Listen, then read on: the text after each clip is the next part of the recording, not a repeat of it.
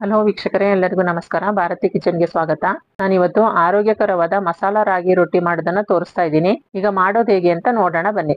ಅದಕ್ಕೆ ಒಂದು ಪ್ಲೇಟ್ ಇಟ್ಕೊಂಡಿದ್ದೀನಿ. ಈಗ ಇದಕ್ಕೆ ಒಂದು ಮೀಡಿಯಂ ಸೈಜ್ದು ತುರಿದಿಟ್ಕೊಂಡಿರೋ ಸೌತೆಕಾಯಿನ ಹಾಕ್ತಾ ಇದ್ದೀನಿ.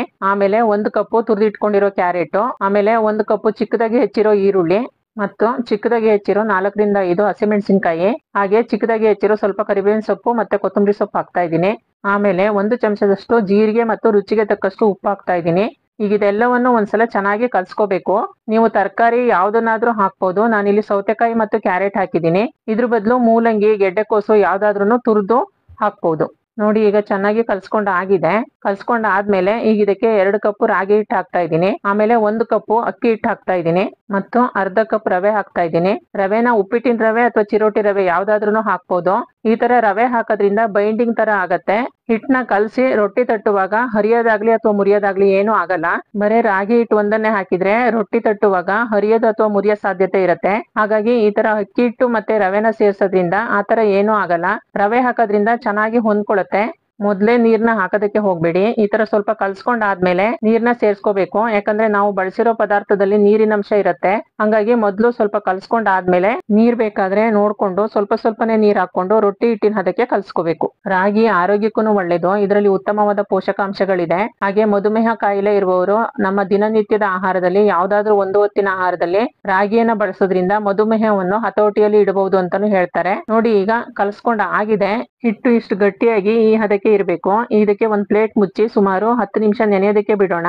ಯಾಕಂದ್ರೆ ನಾವು ರವೆನ ಹಾಕಿರೋದ್ರಿಂದ ಈ ತರ ನೆನೆಯೋದಕ್ಕೆ ಬಿಟ್ರೆ ರೊಟ್ಟಿ ತಟ್ಟೋದಕ್ಕೆ ಸುಲಭ ಆಗತ್ತೆ. ಈಗ ಹಿಟ್ಟು ನೆನೆಯೋ ಅಷ್ಟೊತ್ತಿಗೆ ಇದಕ್ಕೆ ಬೇಕಾದ ಒಂದು ಚಟ್ನಿನ ರೆಡಿ ಮಾಡ್ಕೊಳ್ಳೋಣ. ಚಟ್ನಿ ಮಾಡೋದಕ್ಕೆ ಒಂದು ಮಿಕ್ಸಿ ಜಾರ್ ಇಟ್ಕೊಂಡು ಅದಕ್ಕೆ 1 ಕಪ್ ಹಸಿ ತೆಂಗಿನ ತುರಿ ಹಾಕ್ತಾ ಇದ್ದೀನಿ. ಆಮೇಲೆ 2 ಚಮಚದಷ್ಟು ಹುರಿಗಡ್ಲೆ, 5 ಹಸಿಮೆಣಸಿನಕಾಯಿ, ಅರ್ಧ ಇಂಚು ಶುಂಠಿ, ಸ್ವಲ್ಪ ಕರಿಬೇವಿನ ಸೊಪ್ಪು, 1 ಚೂರು ಹುಣಸೆ ಹಣ್ಣು, ಆಮೇಲೆ 1 ಚಮಚ ಜೀರಿಗೆ, ಆಮೇಲೆ ರುಚಿಗೆ ತಕ್ಕಷ್ಟು ಉಪ್ಪು ಮತ್ತು ಸ್ವಲ್ಪ ಕೊತ್ತಂಬರಿ ಸೊಪ್ಪು ಹಾಕ್ತಾ ಇದ್ದೀನಿ. ಈಗ ಇದಕ್ಕೆ ಅಗತ್ಯ ಇರೋಷ್ಟು ನೀರ್ ಹಾಕಿ ನುಣ್ಣಗೆ ರುಬ್ಕೋಬೇಕು. ನೋಡಿ, ಈಗ ಚಟ್ನಿ ರೆಡಿ ಆಗಿದೆ.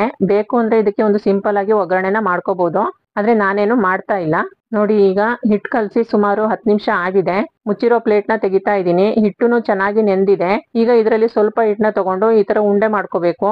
ಉಂಡೆ ಮಾಡ್ಕೊಂಡ್ ಆದ್ಮೇಲೆ ರೊಟ್ಟಿನ ತಟ್ಟೋದಕ್ಕೆ ನಾನೊಂದು ಆಯಿಲ್ ಪ್ಯಾಕೆಟ್ ನ ಈ ತರ ಕಟ್ ಮಾಡಿ ಇಟ್ಕೊಂಡಿದೀನಿ.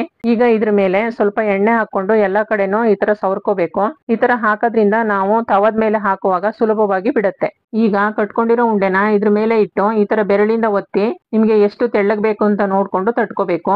ಈ ತರ ಕವರ್ ಬೇಡ ಅಂದ್ರೆ ರೊಟ್ಟಿ ತೊಟ್ಟೋ ಪೇಪರ್ ಸಿಗತ್ತೆ, ಅದನ್ನು ಬಳಸಬಹುದು.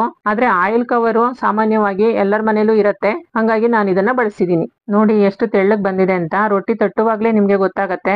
ಎಲ್ಲೂ ಹರಿಯೋದಾಗ್ಲಿ ಬಿಟ್ಕೊಳ್ಳೋದಾಗ್ಲಿ ಆಗ್ತಾ ಇಲ್ಲ. ರವೆನ ಸೇರ್ಸಿರೋದ್ರಿಂದ ರೊಟ್ಟಿನ ತಟ್ಟೋದಕ್ಕೆ ಸುಲಭನೂ ಆಗತ್ತೆ. ನೋಡಿ ಎಷ್ಟು ಚೆನ್ನಾಗಿ ಬಂದಿದೆ ಅಂತ. ಇಷ್ಟ ಆದ್ರೆ ಸಾಕು. ಈಗ ಇದನ್ನ ತವದ ಮೇಲೆ ಹಾಕಿ ಬೇಯಿಸ್ಕೋಬೇಕು. ನಾನಿಲ್ಲಿ ಬೇಯಿಸೋದಕ್ಕೆ ಮೊದಲೇ ಒಂದು ನಾನ್ ಸ್ಟಿಕ್ ತವನ ಸ್ಟವ್ ಮೇಲೆ ಇಟ್ಟಿದ್ದೆ. ಈಗ ತವನು ಬಿಸಿ ಆಗಿದೆ. ಅದ್ರ ಮೇಲೆ ತಟ್ಟಿಟ್ಕೊಂಡಿರೋ ರೊಟ್ಟಿನ ಹಾಕ್ತಾ ಇದ್ದೀನಿ. ಈ ತರ ಹಾಕುವಾಗ ಊರಿನ ಮೀಡಿಯಂ ಆಗಿ ಇಟ್ಕೊಳ್ಳಿ. ಯಾಕಂದ್ರೆ ನಾವು ಆಯಿಲ್ ಕವರ್ ಬಳಸಿದ್ರಿಂದ ತವಕ್ಕೆ ಅಂಟೋ ಸಾಧ್ಯತೆ ಇರತ್ತೆ. ನೋಡಿ, ಈಗ ಆಯಿಲ್ ಕವರ್ ತೆಗೆದ್ಮೇಲೆ ಊರಿನ ಜಾಸ್ತಿ ಮಾಡ್ಕೋಬೇಕು. ಆಮೇಲೆ ಇದ್ರ ಮೇಲೆ ಸ್ವಲ್ಪ ಎಣ್ಣೆ ಹಾಕ್ತಾ ಇದ್ದೀನಿ. ಎಣ್ಣೆ ಬದಲು ತುಪ್ಪನಾದ್ರೂ ಬಳಸಬಹುದು. ಹಾಗೆ ಮೇಲೆ ಮುಚ್ಚಳ ಮುಚ್ತಾ ಇದ್ದೀನಿ. ಈ ತರ ಮುಚ್ಚೋದ್ರಿಂದ ಬೇಗ ಬೇಯತ್ತೆ. ಹಂಗಾಗಿ ಮುಚ್ತಾ ಇದ್ದೀನಿ. ಸುಮಾರು 1 ನಿಮಿಷ ಬಿಟ್ಟು ಮುಚ್ಚಳ ತೆಗಿತಾ ಇದ್ದೀನಿ. ಈಗ ಇನ್ನೊಂದ್ ಬದಿಗೆ ನಿಧಾನಕ್ಕೆ ಮಗ್ಚಿ ಹಾಕ್ತಾ ಇದ್ದೀನಿ.